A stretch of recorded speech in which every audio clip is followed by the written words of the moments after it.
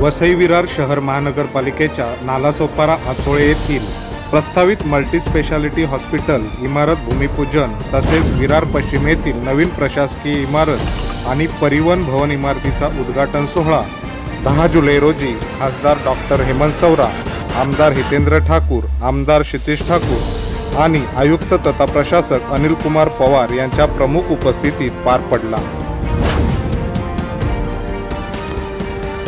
महानगरपालिका नवीन प्रशासकीय इमारत व परिवहन भवन इमारत ही 25,475 चौरस मीटर क्षेत्रफळ असलेली तळमजला अतिमजली इमारत आहे।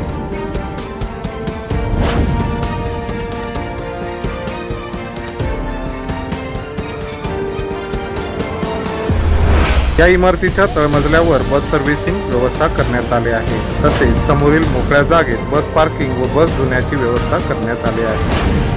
पहिल्या 2 मजल्यांवर परिवहन कार्यालय, वाणिज्य वापरासाठी दुकाने व दुसऱ्या मजल्यावर पार्किंग व्यवस्था करण्यात आलेली आहे।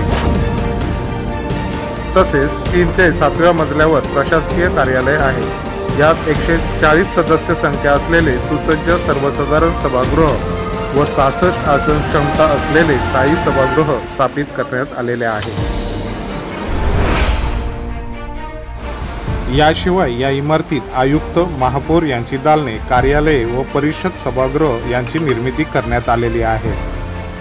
तसेच अतिरिक्त आयुक्त, उपमहापौर, स्थायी समिती सभापती, सभागृह नेता, विरोधी पक्षनेता यांची स्वतंत्र दालने आणि कार्यालयेही स्थापित करण्यात आली आहेत।